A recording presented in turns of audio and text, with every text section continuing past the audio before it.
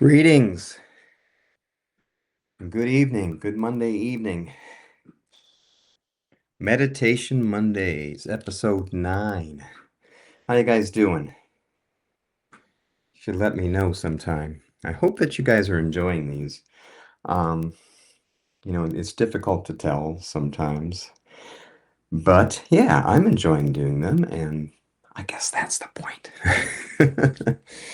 So this week I want to talk a little bit about how we make meditation like part of our lives in the sense that when we're doing just things around the house, when we're going through our lives, we notice that that action or that activity can be turned into a meditation.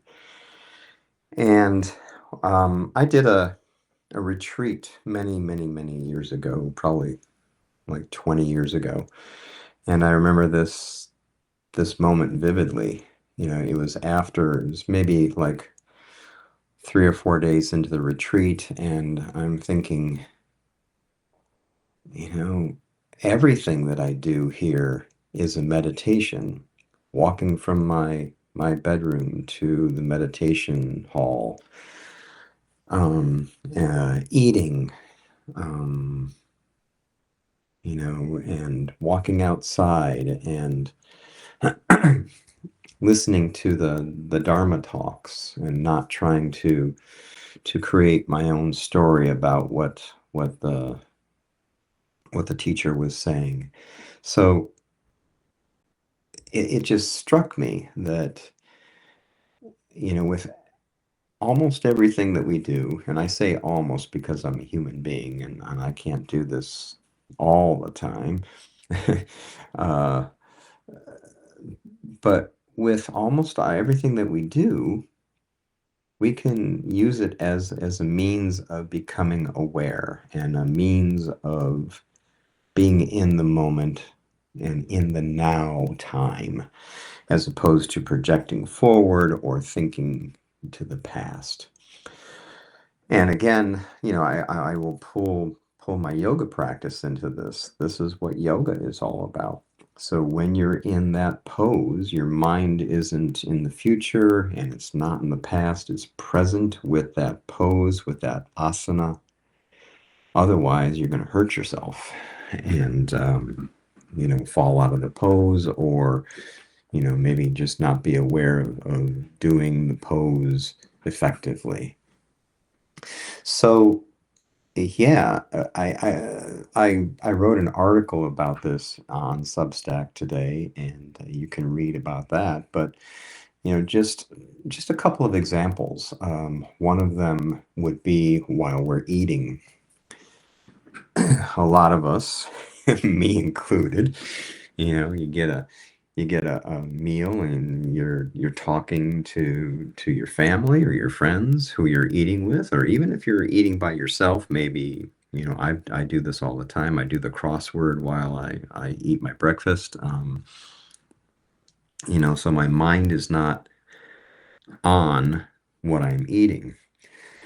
But mindful eating and eating meditation is, noticing what it is that you're eating, noticing what's in front of you, being grateful, being appreciative, especially if you're in a restaurant, being appreciative of the wait staff, of the cooks, of the people who delivered the food to the restaurant, going all the way back to the farm, going even further to the plant that is growing, to the sunshine and the rain, you just being aware of the process that brought this food to your table in front of you, and then putting it in your mouth mindfully, chewing mindfully, thinking about the taste and the texture, as you consume this food. And it really brings you into the present moment. Walking meditation. Uh,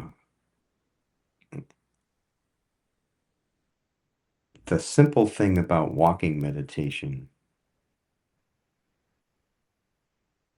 is that you are just walking. And you are not walking with a destination in mind. You're not walking as exercise. You're not walking with a friend to converse. You're just walking and you're noticing heel to toe, left foot, right foot, um, and as you are walking, you are connecting it to breath and you are noticing your environment as you walk, but you're just walking, if that makes sense. If you're walking with other people or with someone else, you walk in silence and you are just walking. I can't say anything more than that. So, like when we sit, we're just sitting. We're not sitting for a purpose. We're not sitting for anything other than noticing the breath, noticing the thoughts, and we're just sitting. Another one, which is really a challenge. I was introduced to this while I was taking some Buddhist classes.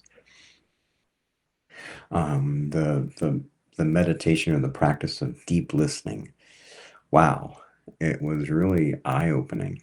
So the practice of deep listening is to listen to someone talking without forming a story, without forming ways of fixing, forming ways of commenting. You're just taking in the words, you're just listening. Um, you know, eye contact, noticing, um, and you're just listening. Now, at the end of the person's time for talking, um, you do acknowledge that you were listening. You're not, looking off into space. you're you're actively listening to that person. Um, and in some deep listening situations, the talker, the speaker, can ask for your input, but when you are listening deeply, that is not the purpose. The purpose is not for you to formulate a way to comment on what the speaker was talking about. And it's really hard. It's not an easy practice. Um, yeah.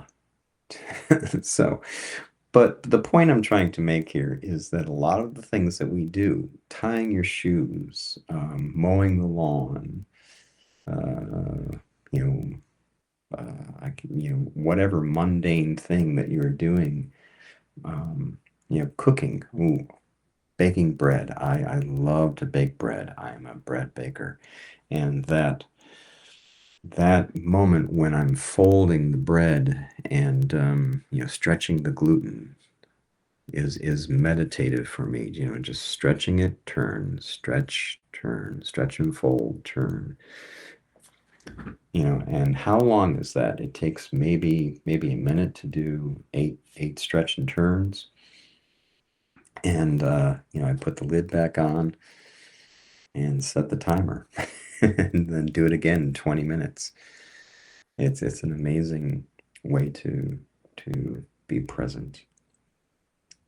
So your homework for this week, and I will remind you again at the end of our meditation, is to notice.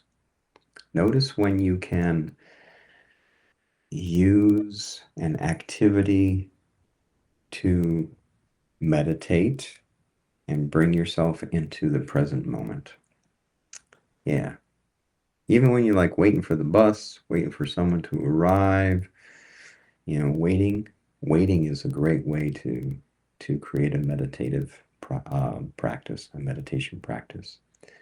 If you have someone that you are waiting for, just sit and notice your breath. And the benefit from doing that is that you stop waiting. Yeah. Wow. You stop waiting, and you're just present. So waiting is the anticipation of time, progressing. But if you start to meditate, then you're just sitting. All right, so let's sit together and let me remind you of the three ways that, the three things that we need to do for our meditation practice. I'm setting up my timer here. Yeah, yeah, yeah. First thing we do is we find our seat. Finding your seat, I'm sitting in a chair. My feet are flat on the floor, giving me a good foundation. My hands are directly on top of my thighs, palms down. You can sit with a mudra if you're used to doing that. That's fine. My back is away from the chair. My back is long and strong. Neck continues my back, and the crown of my head is going towards the ceiling.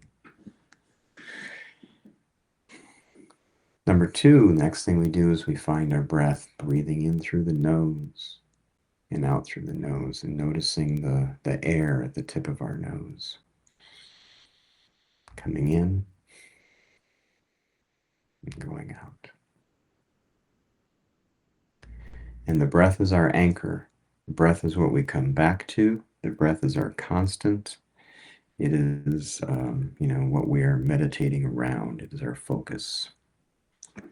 The third thing that we do is we notice our thoughts, and thoughts will be there. That's what our brain does. That's what it is created to do. Having no thoughts is difficult, and it's not something that is natural. So thoughts are there, but we don't grab onto the thoughts. We don't hold the thoughts. We don't ruminate about them. We don't create a story around them. We don't follow them into more thoughts branching off. You get my drift. So as soon as we notice that we are doing that, we're getting hooked by a thought, we say thinking, we notice it, we acknowledge it, and we come back to the breath. And we're probably going to do that 100 times during our meditation. And over time, the practice brings that 100 times down to 50. And if we do this enough, brings it down to almost zero, right? Even the best meditators in the world get hooked by their thoughts, but they bring themselves back to the breath. That's the practice. Okay? Now I'm going to be staring at the screen. If you want to stare at my face, I do this when I'm on Zoom meditation groups. I will turn off to the side and I find a spot over on the wall to look at. Okay?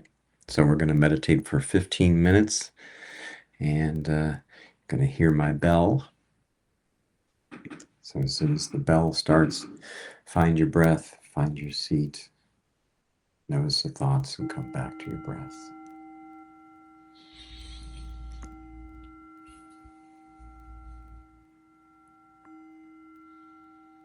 Eyes can be open or closed.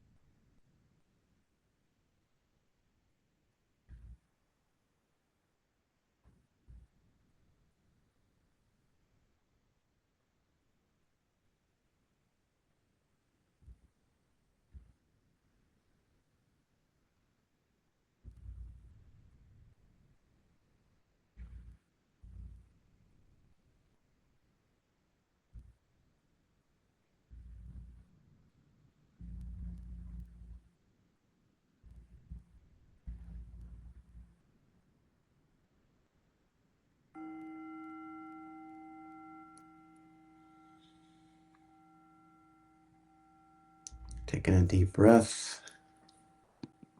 Exhale. Start to bring some movement to your fingers. Roll your shoulders out.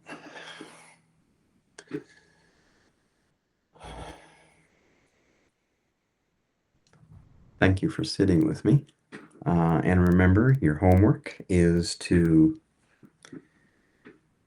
notice some activity that you can use as a meditation, as a meditation tool to make you more aware of the moment. Yeah, I think you can do it. If I can do it, you can do it. All right. I will see you next week for episode 10. Oh my gosh, 10 weeks. Episode 10 of Meditation Mondays. Take care.